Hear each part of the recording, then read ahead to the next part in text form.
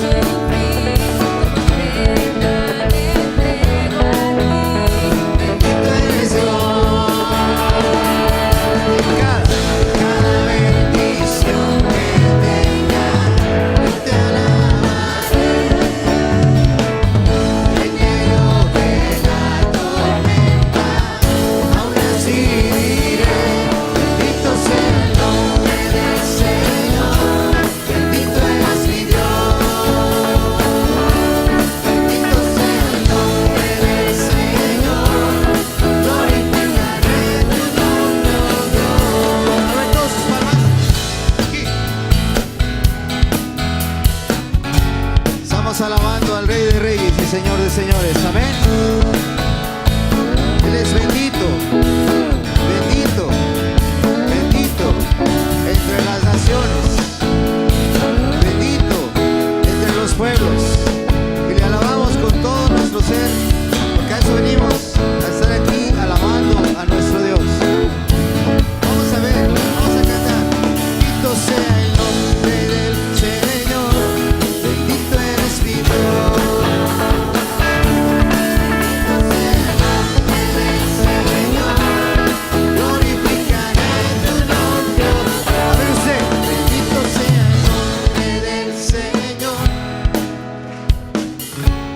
Más fuerte, bendito, bendito sea el nombre del Señor, glorificaré tu nombre, oh Dios, glorificaré tu nombre, oh Dios, glorificaré tu nombre, oh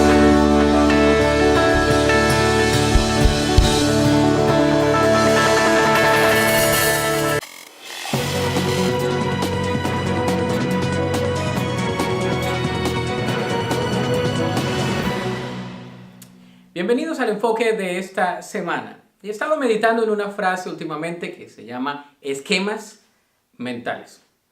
Que hemos aprendido de pequeños, que tenemos en nuestra mente, cuáles son algunos esquemas mentales que hemos adoptado y que no solamente los hemos adoptado en nuestros pensamientos, sino que también se transfieren, se trasladan a la manera como actuamos. Hay muchos esquemas mentales. Por ejemplo, hay personas que desde pequeñas han pensado que no son buenas con las relaciones interpersonales, otras personas que desarrollan esquemas mentales de que no se pueden relacionar bien con otros y quizá también que no son buenos para nada, que tienen algunos complejos. Son esquemas mentales. Y se me viene a mente un versículo de las Escrituras encontrado en Romanos capítulo 12, muy famoso, que dice lo siguiente, el versículo 1, dice: así que, hermanos, os ruego por las misericordias de Dios, que presentéis vuestros cuerpos en sacrificio vivo, santo, agradable a Dios, que es vuestro culto racional. No os conforméis a este siglo, sino transformaos por medio de la renovación de vuestro entendimiento, para que comprobéis cuál sea la buena voluntad de Dios, agradable y perfecta. Notemos que el versículo 2 dice que debemos ser transformados por medio de la renovación de nuestro entendimiento.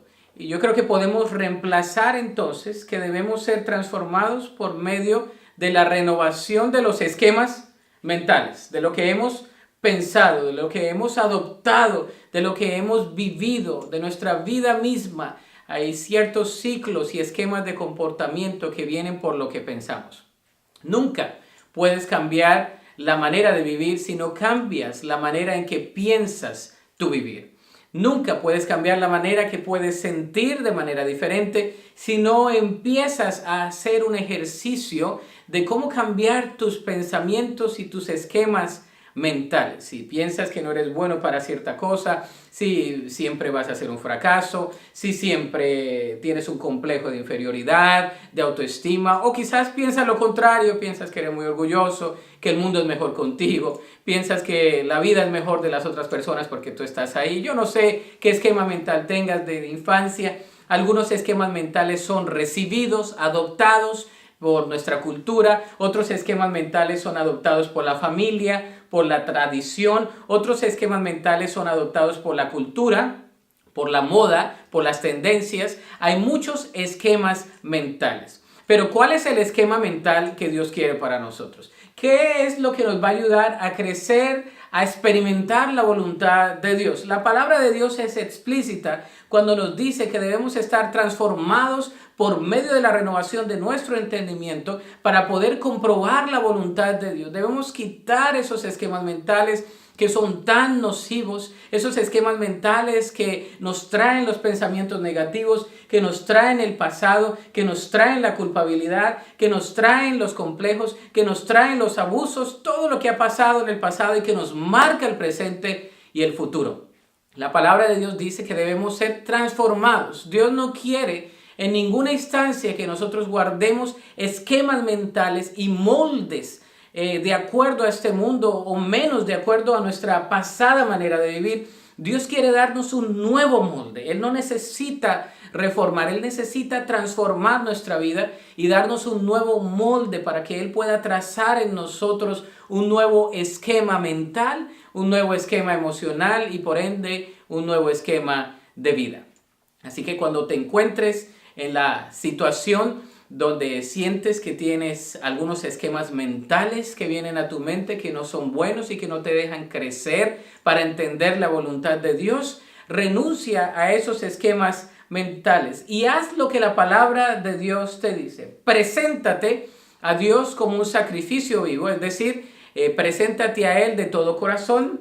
Segundo, dice, permite que tu mente sea transformada por otro esquema mental, reemplaza el esquema mental. Y tercero, los resultados es tener entonces la oportunidad de experimentar la voluntad de Dios. ¿Quieres experimentar la voluntad de Dios? ¿Quieres conocer más de Dios? ¿Y quieres saber cuáles son los propósitos para tu vida? Cambia tus esquemas mentales. Te aseguro que tu vida cambiará. Bienvenidos a esta quinta cápsula financiera. Debemos llamarle paz financiera porque creo que todos nosotros podemos movernos más hasta esa paz financiera. Un artículo de 1997 en USA Today titulado Living on the Edge, que traducido es Viviendo al borde del precipicio, declaró que el 35% de los estadounidenses no tienen dinero apartado para emergencias.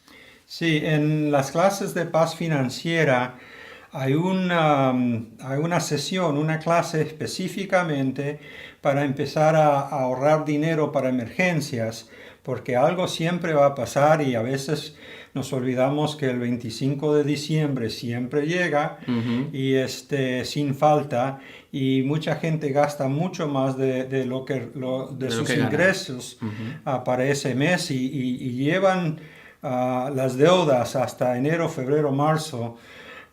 Pero es una clase que nos ayuda hacia paz financiera con métodos específicos y con pasos específicos.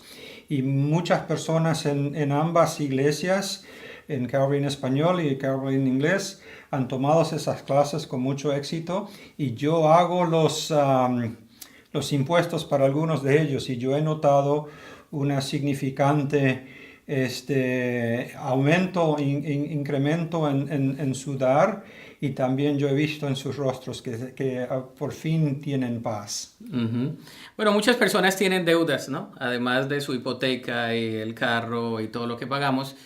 ¿Qué dicen las escrituras sobre los peligros de endeudarnos? Porque creo que todos los que nos ven tienen algún tipo de deuda.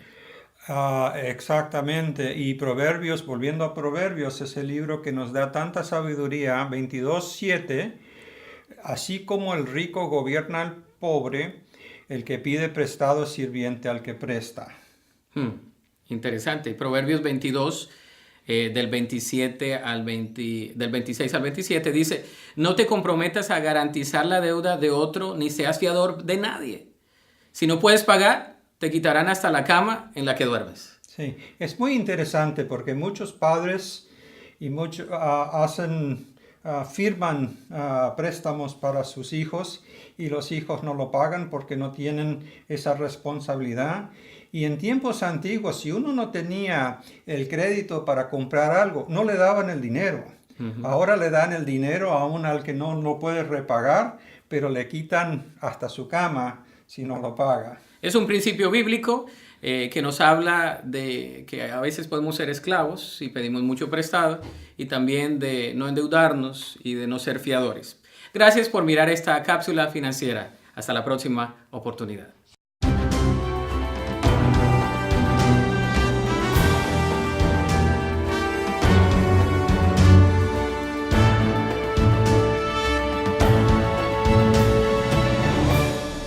¿Cuántos de ustedes que les gusta el deporte, el fútbol, han tenido a un jugador en la cancha que en su criterio les parece que lo han expulsado sin razón justa? Y ustedes dicen, pero lo expulsaron y no tenían por qué sacarlo. Perdimos el partido porque el árbitro hizo esa decisión y fue incoherente con lo que debía haber hecho. De otra manera también tenemos algunos jugadores, y en este caso, en este video que vemos que el árbitro le pone una zancadilla al jugador, el jugador se cae y después lo expulsa. Y entonces el jugador viene y le reclama y le dice, ¿pero por qué? Y como quiera lo saca.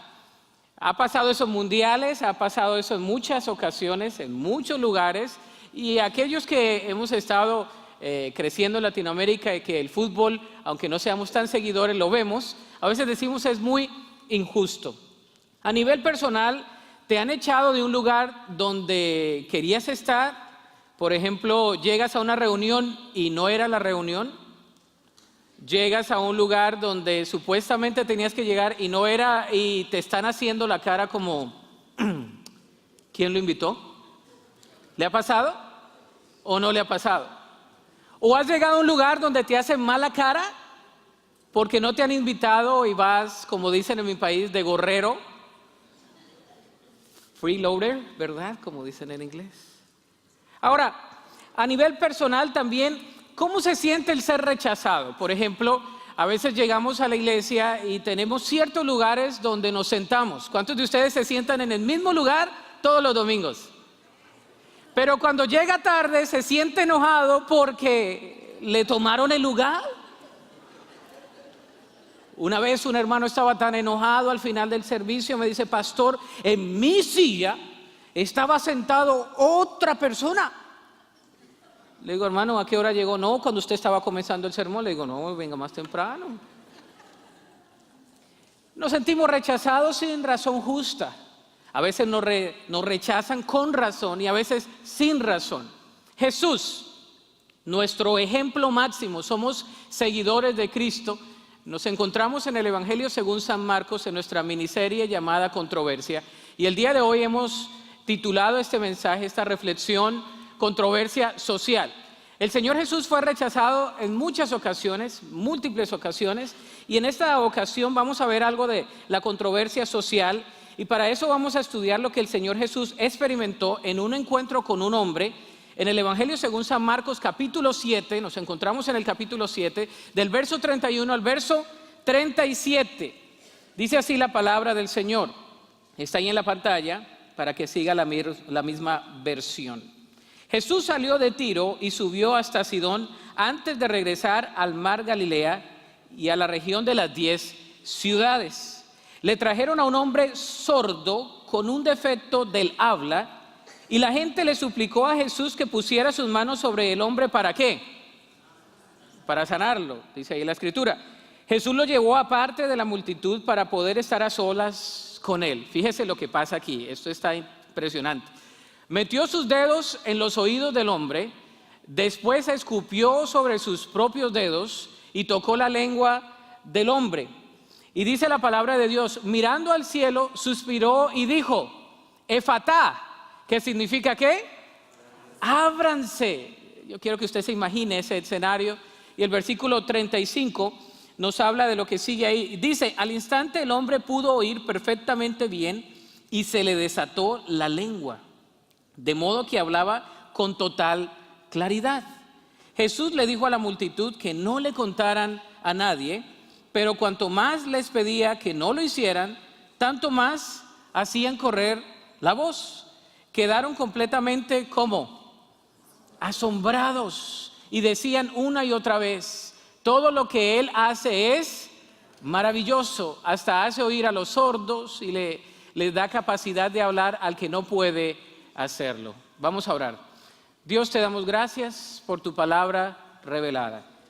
Pedimos, oh Dios, que esta palabra sea alimento a nuestra mente, a nuestro corazón, que llegue, Señor, a lo más recóndito de nuestro ser y que produzca en nosotros lo que no puede producir nuestra misma alma, aquel fruto que es perduradero, Señor, aquel fruto que es trascendente, que es eterno. Y pedimos que en esta tarde sea tu palabra llegando, Señor, allí y transformando nuestro ser. Dedicamos este tiempo solamente para ti, en el nombre de Cristo Jesús. Amén. Este pasaje comienza mostrando a Jesús como quien sale de las ciudades de Tiro y de Sidón a regresar a Galilea. Sin embargo, Jesús no regresa a la nación judía. En el versículo 31 nos muestra que Jesús fue a Decápolis, a una región de 10 ciudades pequeñas. Para que se den una idea, viendo un mapa más o menos, es como si nos fuésemos a pie de aquí a Dallas. A pie, de aquí a Dallas. ¿Cuántos dicen amén? Nada más el que está dormido, no, ninguno. Algunos dicen que con las condiciones de la época de Jesús y la topografía, podía haber tardado entre 7 meses u 8 meses el trayecto doble. Si contamos 3 años de ministerio de Jesús y le restamos 8 meses, ¿por qué Jesús iba a regresar a un lugar donde lo habían rechazado? 8 meses de sus 3 años de ministerio, estamos hablando de un gran porcentaje. ¿Por qué Jesús hace eso? Jesús decide, en vez de regresar a la nación judía, decide irse a donde lo habían rechazado. Y yo quiero que usted vea por qué lo habían rechazado a Jesús. En Marcos capítulo 5, hace algunos meses lo vimos, quizá ya se le olvidó. En el capítulo 5, el verso 17 dice, y la multitud comenzó a rogarle a Jesús que se fuera y los dejara en paz. ¿Se imagina a alguien que esté en la puerta cuando usted llega y que le dice, vete, no te quiero ver?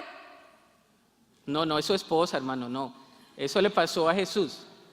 No te quiero ver, vete, déjanos en paz. Si usted se acuerda la historia, Jesús le había sacado demonios a un endemoniado, valga la redundancia, y los demonios se habían ido a un grupo de cerdos y se habían ido por un despeñadero en el capítulo 5, ¿verdad? Y se imagina la conmoción, los cerdos y la gente alrededor. Y entonces este endemoniado, ahora libre, ex endemoniado, se convirtió en un evangelista tremendo. Yo creo que ahorita se murió Billy Graham, pero ese era Billy Graham ahí. Una cosa tenaz. ¿Por qué? Fíjese lo que dice la escritura. Marcos capítulo 5 del 19 al 20. Reanudamos con eso. Dice, pero Jesús le dijo, no, ve a tu casa y a tu familia y diles todo lo que el Señor ha hecho por ti y lo misericordioso que ha sido contigo. Así que el hombre salió a visitar las 10 ciudades de esa región y comenzó a proclamar las grandes cosas que Jesús había hecho por él, y todos quedaron, otra vez la palabra, asombrados de lo que se les decía. ¿Sabes lo que pasó con este hombre? Este hombre fue, yo creo que fue casa por casa y le dijo: ¿te acuerdas que yo era endemoniado? Ahora estoy bien. ¿Te acuerdas que yo era endemoniado? Ahora estoy bien. ¿Quién lo hizo? Pues déjame decirte, Jesús de Nazaret vino, me sanó, y ahora todos los demonios que yo tenía, que eran bastantes, se fueron por un despeñadero. ¿Se acuerdan los cerdos que estaban ahí? Sí, todos escuchamos acerca de eso. Jesús de Nazaret tiene todo el poder y me liberó. Nada me pudo liberar, pero Jesús me pudo liberar. Comenzó a compartir 10 ciudades, ciudad por ciudad, de manera tal que cuando Jesús decide regresar a ese lugar, la gente lo quería recibir. Lo que hace el Evangelio transforma. Amén. La mala reputación ahora es una buena reputación, y es más, dicen, si Jesús viene, le vamos a acercar a alguien que es imposible que sea sanado. Y entonces cuando Jesús se acerca a la ciudad de Decápolis, a las ciudades, le traen a un sordo mudo. Fíjese, antes lo rechazaban y ahora lo quieren de regreso, porque saben que Jesús tiene poder. ¿Te ha pasado eso, que de algún lado te sacan y después te dicen: ahora sí te queremos? ¿Cuántos dicen amén? Creo que a todos nos ha pasado, y si no le ha pasado, bueno, le va a pasar, porque así es la vida. Y ahora ya te reciben con los brazos abiertos. Ay, qué bonito, sí, qué linda persona. Así es Jesús. Jesús regresa, ya le traen al sordo mudo, un caso imposible. Y en esos momentos la misma sociedad controversial viene a Jesús trayéndole este sordo mudo. Este hombre evangelista, seguidor de Cristo, fue tan convencible que dio testimonio a las personas para que estuvieran preparadas. Si hay algo que usted y yo podemos hacer, es dar testimonio. Amén. ¿Quién le va a decir a usted que lo que usted cree no le funciona si usted es un testimonio de lo que cree? En todo lugar del mundo, sea lo que sea, se le puede cerrar la puerta al Evangelio, a la proclamación de las buenas noticias, pero al testimonio suyo nadie le puede cerrar las puertas.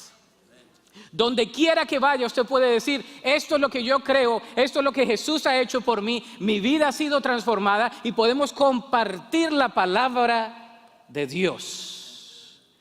¿Sabe? Hay personas que usted no da, como dicen en mi país, ni un peso por ellos. Y uno dice: ay, Dios mío, esa es la oveja negra de la familia, eso no con nada, ni con oración, ni con ayuno, ni con nada. Esa persona le ha predicado, yo creo que todo el mundo, y nadie. Sí, usted tiene en la familia uno de esos. Por ese murió Jesús. Y ese el Señor lo transforma. Amén. Y quizás ese era usted. Y ahora está usted aquí sentado y le dicen ahora: ay, pero ¿tú vas a la iglesia? Sí, ahí voy. A las 12:30 allá voy a Calvary. ¿Vas a Calvary? Ahora te volviste aleluya. Ahora eres aleluyón. Ahora vas con la Biblia. Ahora, ¿a poco te volviste de esos tú? No, yo no te creo. Así como bien fresa. Yo no te creo. No, ver para creer. Sí. Este hombre endemoniado, la gente vio lo que Jesús hizo, y aunque no creían en lo que los fariseos decían, y muchas veces confiaron en lo que los fariseos decían y la mala reputación, ahora le trajeron a Jesús a este hombre. Vemos la interacción de este punto de vista social y vamos a verlo, algunas características. Lo primero es la condición de la sociedad cuando rechaza a Jesús. El verso 32 dice que le trajeron a un hombre sordo con un defecto de habla, y la gente le suplicó a Jesús que pusiera sus manos sobre él para sanarlo. La Biblia nos habla de que este hombre tenía una sordera, y la palabra en el original nos habla de que no solamente tenía una sordera, sino que también tenía un problema con el habla. Algunos dicen que era sordomudo, otros dicen que quizá era una persona que no podía hablar bien, pero si no oyes bien, pues mucho menos vas a hablar bien. Las dos van conectadas. Al parecer tenía problemas interrelacionados de muchas maneras con esto, y mucha gente sabía que este era un sordomudo, era un rechazado de la sociedad. Esa condición hace ver que la sociedad también tiene una sordera espiritual. Hay personas que les hablas y les hablas y les compartes y no escuchan. Haz esto, Dios ha hecho, y la gente dice no quiero escuchar. ¿Te ha pasado que le compartes a alguien y la persona dice no creo? Y le dices y no, tampoco creo. Y hay una sordera espiritual. El principio es el siguiente: Jesús ama al sordo y al mudo espiritual. Él les quiere rescatar. Jesús quiere rescatar a aquel que no quiere escuchar, aquel que es terco, aquel que nadie quiere compartirle ya más porque nada le entra aquí ni aquí. A ese Jesús lo quiere rescatar. Aquella sordera en la sociedad. Parece que vivimos en una sociedad donde surgen problemas sociales cada rato, donde el pecado está aflorando, no es nuevo, está en la Biblia desde Génesis, ¿verdad? Ahora la gente dice, hay tanta tergiversación, lea Génesis, dése una cuenta de lo que pasó. Es que ahora las cosas están tan mal. No, la Biblia estaba mal desde el principio, el pecado entró en Génesis y desde ahí ha sido el problema, por eso necesitamos a Cristo, que es nuestro Redentor, amén. Que la gente, la moralidad estaba mal, Sodoma y Gomorra. Acuérdese Noé, ¿verdad? Del diluvio, acuérdese de todo eso. El pecado ha sido el problema del ser humano. Hasta que no estemos glorificados con Cristo y hasta que tengamos nosotros la bendición de habitar en otros cuerpos que no son estos, va a haber pecado. Va a haber condiciones muy precarias en el pecado. Dios quiere sanar la sordera y la ceguera espiritual. Isaías, algunos versículos, 35:5. Miren, dice, y cuando Él venga, abrirá los ojos de los ciegos y destapará los oídos de los sordos. Ahí en esas ciudades de Decápolis no querían escuchar, pero cuando estuvo este endemoniado que el Señor le sacó esos demonios, la gente comenzó a escuchar, porque cuando llega Jesús, Él viene a transformar, amén. Cuando Él viene a transformar. Lucas capítulo 4 verso 18 dice, el Espíritu del Señor está sobre mí porque me ha ungido, me ha apartado para llevar la buena noticia a los pobres, me ha enviado a proclamar que los cautivos sean liberados, que los ciegos verán y que los oprimidos serán puestos en libertad. ¿Qué vino a hacer Jesús? Jesús vino a proclamar la buena noticia a los cautivos para que fuesen liberados y a dar vista a los ciegos. Y aquellos que no escuchan, que puedan escuchar la palabra de Dios. Lucas 24:31 dice, de pronto se les abrieron los ojos y lo reconocieron, y en ese instante Jesús desapareció. El apóstol Pablo dice en 2 Corintios 4:6, dice, pues Dios, quien dijo que haya luz en la oscuridad, hizo que esa luz brille en nuestro corazón para que podamos conocer la gloria de Dios que se ve en el rostro de Jesucristo. Jesús vino a traer luz, vista a los ciegos, para aquellos sordos que vengan a escuchar las grandezas que hace una vida comprometida con Cristo y para que puedan ver la gloria de Dios. La sociedad puede estar sorda en una condición que muchas veces no quiere ver ni quiere escuchar. Una vez yo hablé con una persona que me dijo, pastor, todo lo que usted dice, estoy de acuerdo con usted. Y yo le dije, qué bueno, qué bueno. A uno siempre le gusta que le digan, pero ¿sabe qué? Prefiero seguir ciego y sordo. Ok, bueno, está bien. Estoy de acuerdo con usted, pero yo no quiero cambiar mi vida. Yo quiero seguir de ciego y de sordo. Le digo, siga de ciego y de sordo y va a enfrentar las consecuencias. Porque la palabra de Dios dice que está establecido que el hombre muera una vez y después el juicio. Así que hay gente afuera que quiere seguir sorda y muda, ¿verdad? Como dice la canción mundial. Pero la palabra de Dios dice que Él vino a traer luz para que podamos ver y vino a abrir los oídos a aquel que no quiere escuchar. Jesús vino a abrir los oídos, los ojos. ¿Sabe?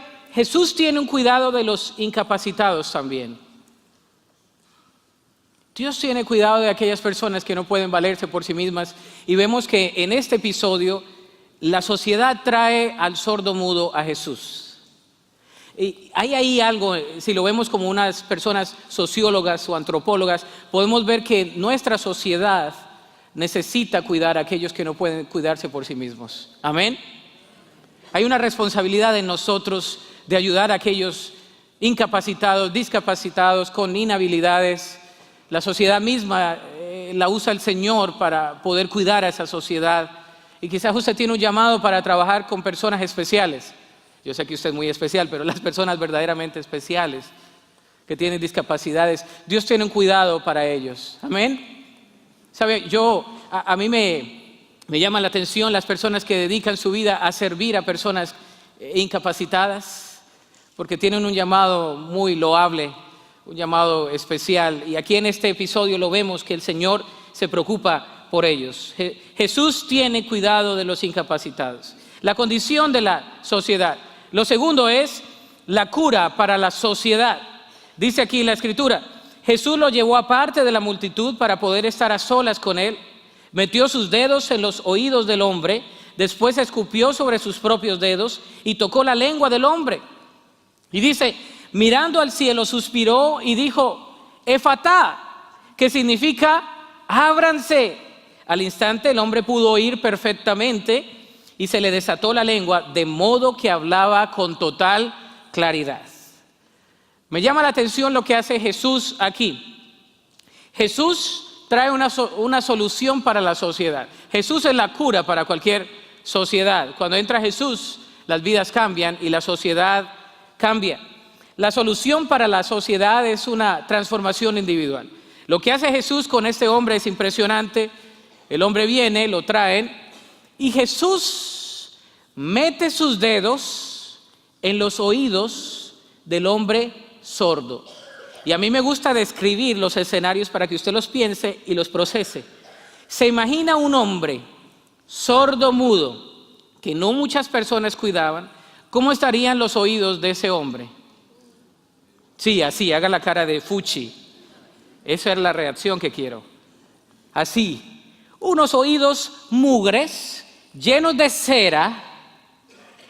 Por años ha estado así, nadie lo quiere tocar. Y Jesús, el Mesías, el Rabí, Dios encarnado, criticado por todos, bienvenido por los de las 10 ciudades. En esos momentos saca sus manos, mete sus dedos y toca a este hombre, inmundo, perpetuamente inmundo, declarado por todos alrededor. Jesús es un inmundo, tocó a un inmundo y por ende es inmundo.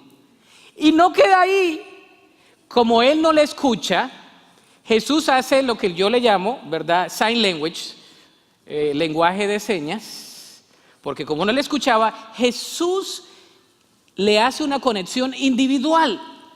Fíjese, Jesús tiene un cuidado individual.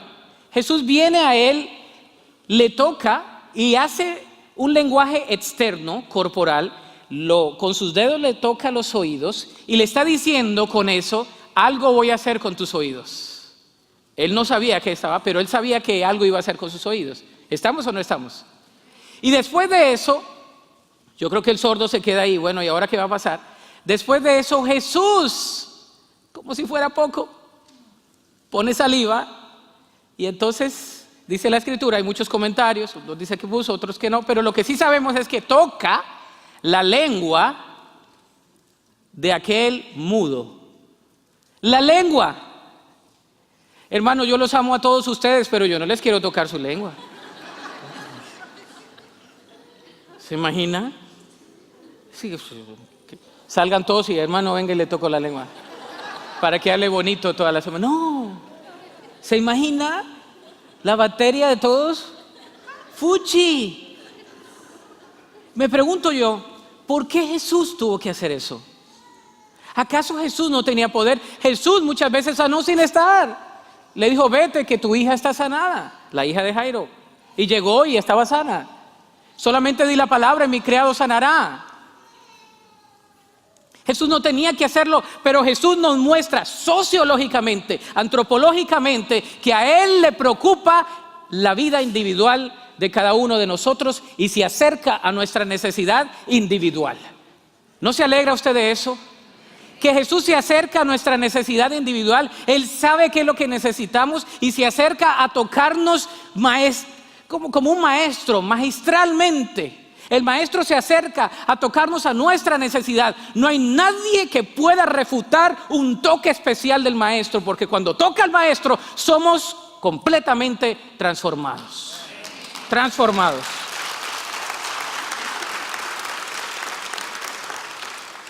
¿Sabe lo que le dijo Jesús a este sordomudo?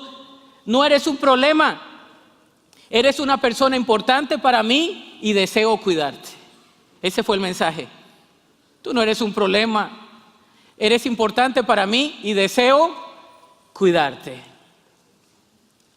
Yo soy una persona que le gusta saludar a todos y cuando voy a alguna familia me gusta saludar a los niños, si usted se ha dado cuenta.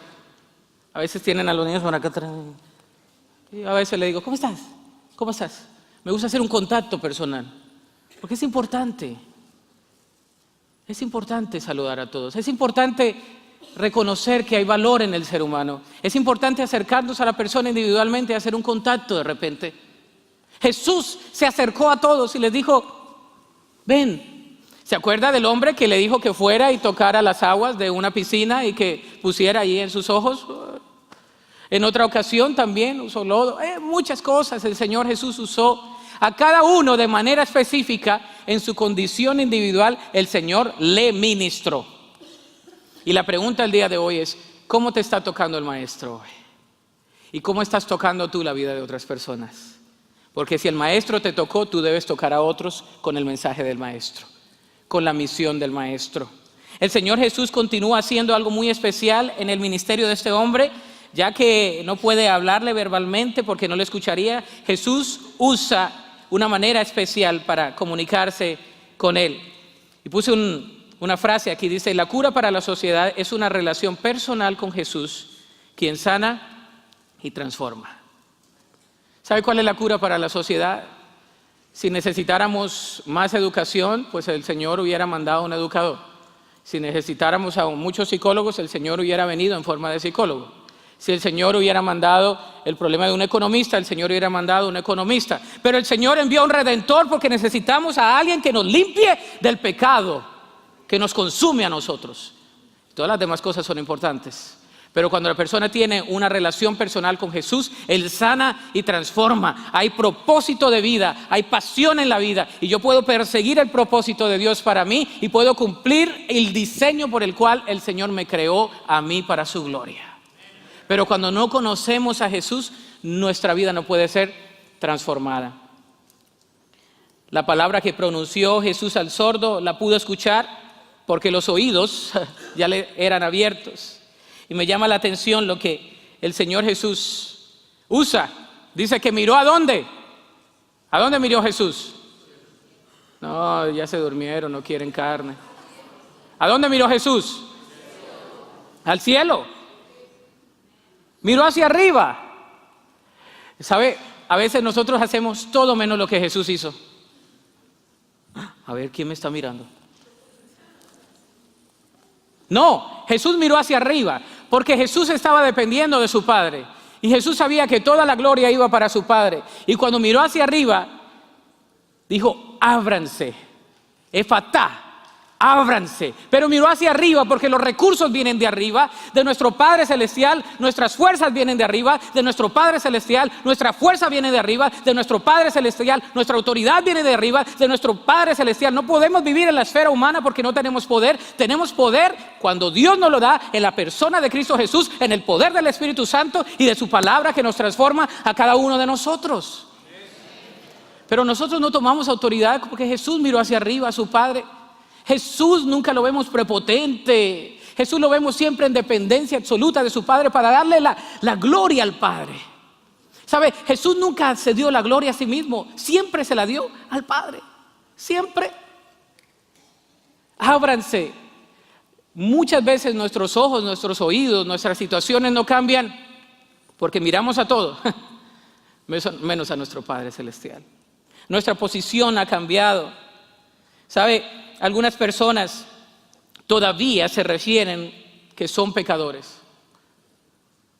Y quiero hacer un paréntesis, les decía el miércoles algo cuando estaba preparando esto. Muchos creyentes dicen, ¿quién es usted? Yo soy un humilde pecador, pastor.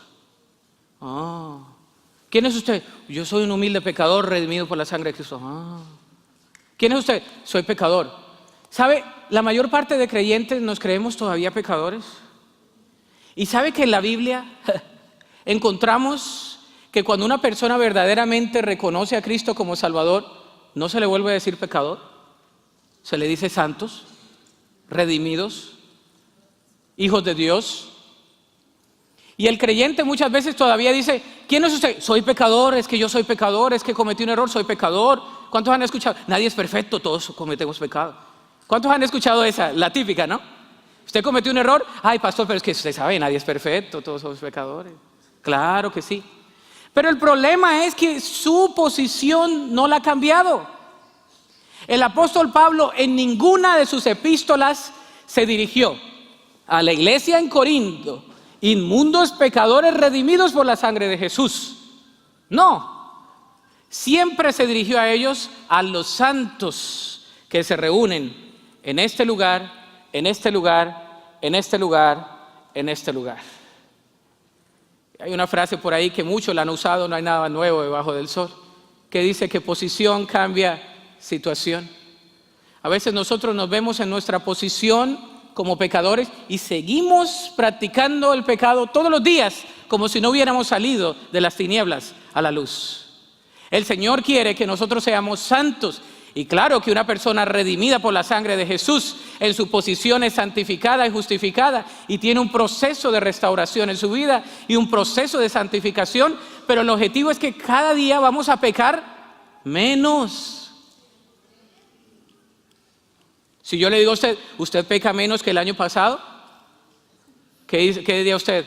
No, yo creo que este año estoy pecando más que el año pasado. ¿Sabe? Nosotros vamos a ir pecando cada vez menos, menos y menos. ¿Por qué? Porque el Espíritu Santo y la palabra de Dios va surgiendo su efecto en nosotros. Va transformando nuestra manera de pensar y va transformando nuestra manera de actuar, nuestra manera de vivir. Un cristiano tiene que ir siendo transformado a la medida de la plenitud ¿de quién? De Cristo. Vamos a ir pareciéndonos más a Cristo. La palabra de Dios lo dice, que como creyentes tenemos un Salvador que cuida de nosotros. ¿Cuántos creen que Jesús cuida de usted? ¿Tú crees que Jesús cuida de ti? Yo creo que Jesús cuida de mí donde quiera que esté. El Señor siempre cuida de mí. Hebreos 4:15 dice, nuestro sumo sacerdote comprende nuestras debilidades porque enfrentó todas y cada una de las pruebas que enfrentamos nosotros. Sin embargo, Él nunca pecó. Primera de Pedro 5:7 dice, pongan todas sus preocupaciones y ansiedades en las manos de Dios porque Él cuida de ustedes. Oh, me fascina esa canción que dice, Él cuida de mí, Él cuidará de mí. Pueden pasar muchas cosas, pero Él cuida de mí. Dios cuida de mí, estamos seguros porque Dios cuidará de nosotros. Amén. Debemos pedirle al Señor un corazón compasivo como el que tuvo Jesús. En nuestro corazón que provenga esa comunión con el Padre. Entre más cerca estamos a Él, más vamos a sentir lo que Jesús siente. Filipenses 2:4 dice, no se ocupen solo de sus propios intereses, sino también procuren interesarse en los demás. Esto me recuerda a la historia de un niño que regresó de su escuela, de su colegio. Venía muy meditabundo, pensando mucho. Y su mamá le pregunta, pongámosle un nombre que siempre le ponemos en las historias. En vez de Peter, vamos a ponerle Pedro.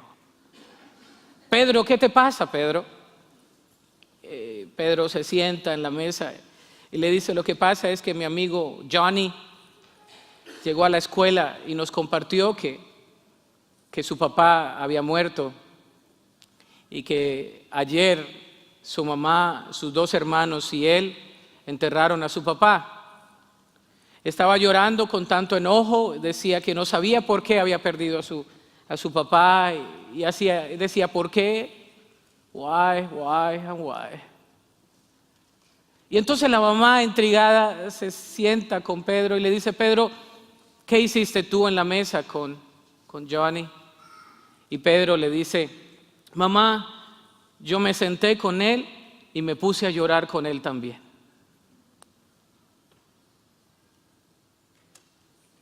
El ministerio de la presencia. Necesitamos más corazones como la actitud de estos niños. Él no sabía qué más hacer, simplemente se sentó y se puso a llorar con su amigo. Necesitamos tener compasión por aquellos desamparados, por aquellos que no pueden valerse por sí mismos o aquellos que tienen necesidad. ¿Cuántas veces te acuerdas de personas que han estado contigo en los momentos más difíciles? Amén. Yo no me acuerdo de las palabras que muchas personas me han pronunciado, pero me acuerdo de lo que las personas han estado en los momentos de mi vida, de algunas de sus palabras también, pero de su presencia. Debemos tener ese tipo de corazón. Jesús pronunció las palabras que este hombre necesitaba escuchar: Efatá, ábranse. Y yo quiero que meditemos en esta expresión de Jesús. ¿Qué necesita abrirse de sus oídos y de su vida el día de hoy? ¿Qué necesita usted que el Señor le abra en su mente y en su corazón? Que el Señor pronuncie estas palabras: Efatá, ábranse. Sus labios, sus oídos, su vista, para ver lo que yo estoy haciendo en tu vida. Sin embargo, vemos algo más en esta historia, y es la respuesta en la sociedad. El verso 36 al 37 dice: Jesús le dijo a la multitud que no lo contaran a nadie. En algunas ocasiones le dijo: vayan y cuéntenle a todos, pero como la gente no hace caso, en esta ocasión le dijo: no le cuenten a nadie. Pero cuanto más les pedía que no lo hicieran, tanto más hacían ¿qué? Correr la voz. Quedaron completamente asombrados, dice la palabra de Dios, y decían una y otra vez: todo lo que Él hace es maravilloso, hasta hace oír a los sordos y da capacidad de hablar al que no puede hacerlo. ¿Cuántos creen que todo lo que Jesús hace es maravilloso? Ese amén estuvo más pobre. ¿Cuántos creen que lo que Jesús hace es completamente maravilloso? Ahora sí, con convicción. Comenzamos bien. Yo creo que lo que Jesús hace no necesita hacerlo de nuevo, porque lo que Él hace lo hace bien. Amén. Y si yo creo que Jesús me creó a mí con un propósito, yo no creo que Jesús se equivocó con ninguno de nosotros. ¿Tú crees que Jesús se equivocó contigo? Así como eres, de bonito o de bonita, de terco y de terca, de hermoso y de hermosa, con todas las cualidades o defectos, como la canción, con tus defectos y cualidades. No, es al contrario. Con tus defectos y cualidades, ¿verdad? Como tú no hay. La sociedad responde de maneras diferentes. Muestra un corazón diferente.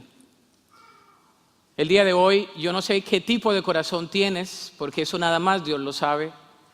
La palabra es proclamada, el Espíritu Santo hace la obra en la proclamación de la palabra, pero la respuesta simplemente Dios y tú la conocen. Todos quedaron maravillados. La respuesta de la sociedad es dual: o aceptan o rechazan. ¿Cuál es tu respuesta hoy? ¿Aceptas el mensaje o lo rechazas y dices: no, eso era para el hermano que no vino, le voy a mandar las notas? Porque todo lo que Él hace es maravilloso. Yo quiero meditar en esa frase: todo lo que Dios hace es maravilloso. Todo lo que Dios hace es maravilloso. Todo lo que Dios hace es maravilloso.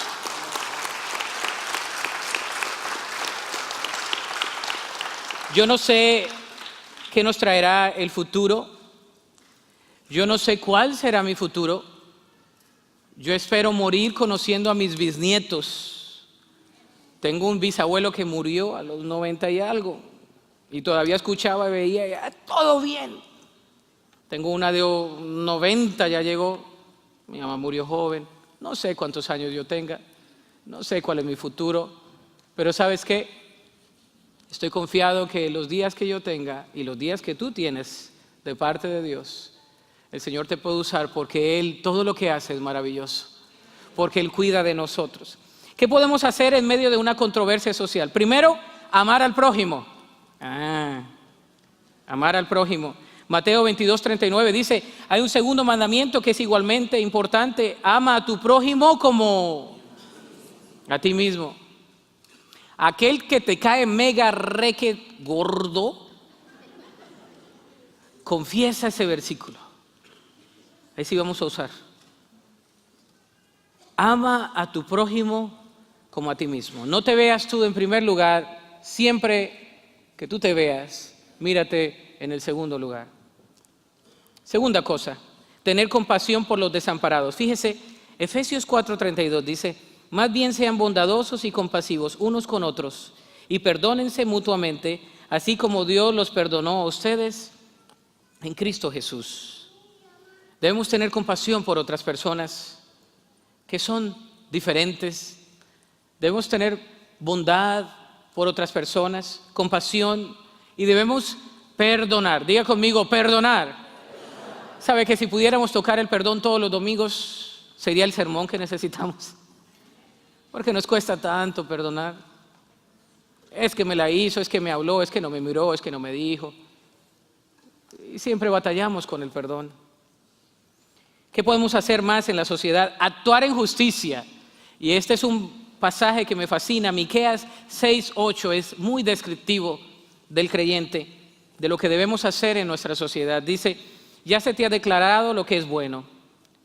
Ya se te ha dicho lo que de ti espera el Señor. 2 puntos. Hay pocas palabras en la Biblia que tienen 2 puntos. Preste atención. Practicar la justicia, amar la misericordia y humillarte ante tu Dios.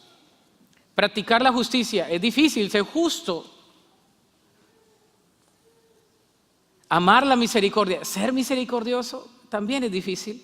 Y dice, y humillarte ante tu Dios. Reconoce que no puedes tú. Humíllate delante de Dios. Y lo otro que podemos hacer es compartir las buenas noticias. Romanos 1:16 dice, pues no me avergüenzo del evangelio, de la buena noticia acerca de Cristo, porque es poder de Dios en acción para salvar a todos los que creen, a los judíos primero y también a los gentiles. Y acá hay un mapa de Oikos. Eso lo podemos hacer uno por familia, uno por adulto, un niño. Si lo quieren, lo pueden tomar.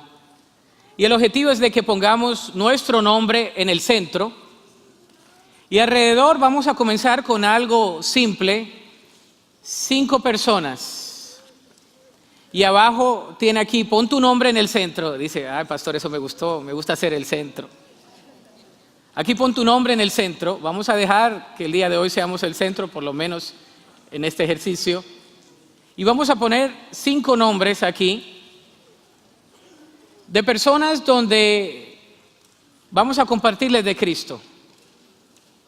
5 personas, puede ser un familiar, un tío, un abuelo, puede ser un amigo, puede ser un vecino, puede ser la comadre, el compadre, con el que usted tomaba hasta que se amanecían juntos, que ahora no cree que es creyente. Póngalo ahí. ¿Y qué va a hacer? Primero, va a llenar esos 5 nombres. Segundo, va a orar por esa red de influencia. 5 personas. 5 personas. En la escuela, los que son jóvenes y tienen en la escuela, just write 5 names around it. 5 nombres.